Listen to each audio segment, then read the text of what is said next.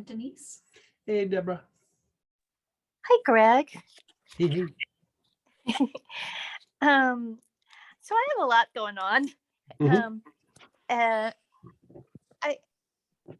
this past week, there were a few times where I had like this rash that was breaking out on my arms, and I thought, oh my goodness, in the old days when I would get really nervous, I would get a rash, but nothing's really changed like suddenly. So I thought, well, I'm starting to use all these herbs, all these oils, and is there something not is conflicting or something happening in my body? Is it where you're putting the oils, or is it just like you're inhaling things and you're starting to get the rash a little bit? Well, it didn't happen. So I'm actually putting like 3 different oils in water and taking them separately, sort of spaced out during the day. What are you taking? Just give me an idea. Schisandra, the Melissa, Bay Laurel, and then I wouldn't think any of that would cause a rash. Okay. And then the things that would cause a rash would usually be like things that are real hot, like if you were like big dosing like cinnamon or oregano or clove or something like that, it'd be like maybe. Okay. But those shouldn't do it. And then I had the Vitex that I put on my temples. That was all a treatment. How's your digestion? Not bad. Okay. And how's your breathing? Like, are you breathing okay? You feel like you have something going on in your lungs? You have tightness in the chest? I have tightness in the chest, and it kind of works its way out. It's tied to your lung. Because one of the ways that the lungs tries to detoxify is actually through the skin.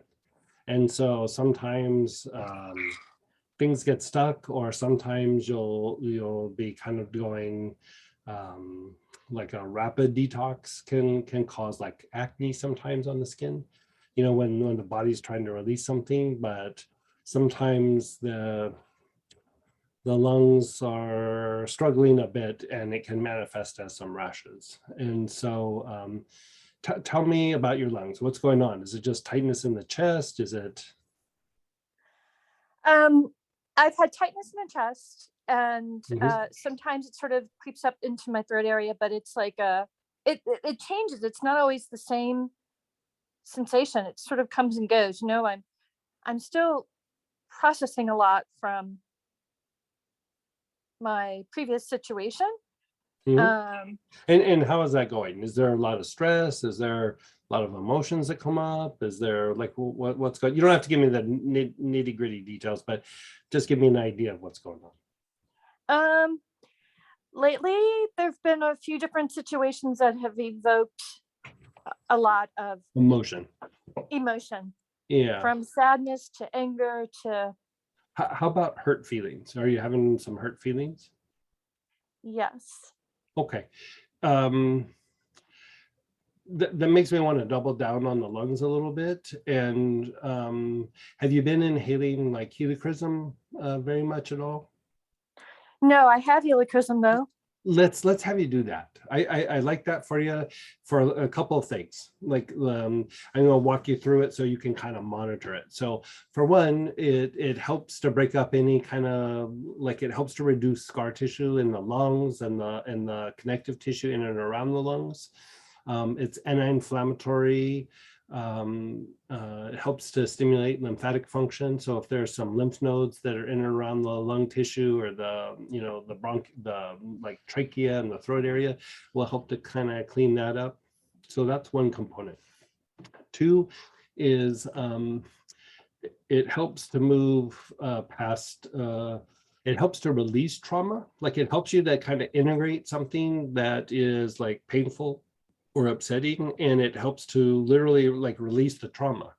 And so you're going through a difficult thing, and trauma is just par for the course. Like it's not do you have it, do you not have it. It's kind of like how bad is it, what stage is it at, am I working working through it, or is it starting to pass? Because it really depends on what stage you are in the situation, and so it has an impact of releasing some of those traumas. And the thing that I really like about helichrysum is it helps us to emotionally move past the traumatic event. It really dissipates trauma so much that it's almost like when you kind of keep doing it and you work through it, you can literally just go, I can let this go and move on. Like I can move past this.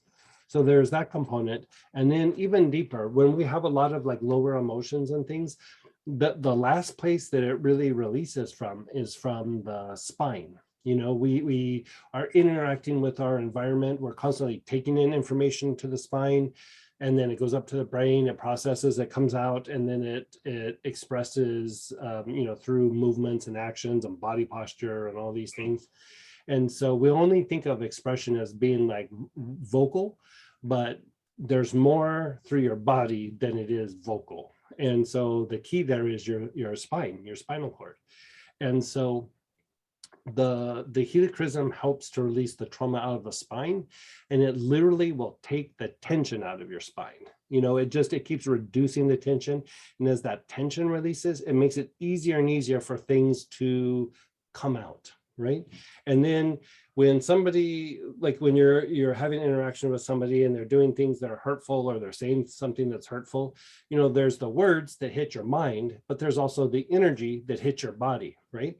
And so as that's being projected at you, it comes, it kind of hits your energy body, and then it hits your physical body. And at some point your body goes, that's a little too painful. I don't want that to hit my spinal cord. I don't want it to hit my spinal cord and go up to my brain. I don't want to process it, and I don't want to have to respond. So your body will kind of take that energy and almost like wrap like a little bit of a cyst or a cocoon around it. It's energetic, but it just kind of tightens up that energy, and it like locks it in the body a little bit. And it's not muscle, it's actually fascia. And so the fascia is tied to moving the energy to and from the spinal cord. And it's tied to also moving the movement of the nervous system, the efferent, afferent movement. Fascia is tied into that process. And so what happens is you have these interactions with this person or this situation. A couple of months goes by, and even when the situation dissipates, the body is still like locked onto that, going, I'm still not going to let it to the spinal cord. And so what happens is when you go through and you do the inhalation, it literally helps to, helichrysum is good for even unwinding the fascia a bit. And if it's trauma that's in there, it actually allows the trauma to dissipate rather than still having that trauma go in and hit the spinal cord. So how like sometimes when we're doing like a process and we're like maybe doing a little experimenting or something, and I'll go, okay, we're doing this pattern, you're going here, you're going there on this chakra and that chakra. And then at the end I'll go, put your awareness on your body where you feel like a little weird tension, or where you feel a little weird pain or something. So we have aches and pains, but sometimes we have these emotional things that are lodged in the body that as you sit there and be aware, you can feel like there's a little weird, it's not even like a knot, there's just this little weird tension in an area. That's an energy cyst. And so if you feel that, inhale and just put your awareness on that spot, and that will help to unwind that tension, and then let it go. Now, if you're not sure, like when I put my awareness on my body, I don't feel anything. There's that protocol where we go, not on the chakras, but you go, put your awareness on your feet, put your awareness on your lower legs, put your awareness on your upper legs, put your awareness on your hips and pelvis, put your awareness on your low back, your lower abdomen, your whole abdominal cavity, your mid back. You just systematically go through the body. You're just creating a search grid to break up those energy cysts and release them. So if you can tap into it, great. But sometimes we can, but most times we can't. And so just set up the search grid, and then boom, boom, boom, boom, and just start going through the body. And you'll notice that like sometimes you'll hit one spot and you go, oh, it's either like it made you really sleepy or a little bit altered, or you didn't want to linger there very long. Like you go, yeah, I'm going to skip the shoulders. Like okay, I'm moving on. That's usually the spot, like the one that either like knocks you out or you go, yeah, that's really not that big of a deal, because you're not aware of it consciously, but there's a part of the mind that was like, yeah, let's not stir that pot, because your body doesn't have a way to release it like the way you would with your practices. And so your body is like, let's not open that can of worms. Let's just let that be. We've got it in that little energy cyst. It's good, right? Where here you're going through and it's like, no, it's time to clean house. So I would say, do that for survival during these things. But then when the situation is done, really kind of spend some time with going through and doing that for a while with some helichrysum, some fascial release, even the lovage.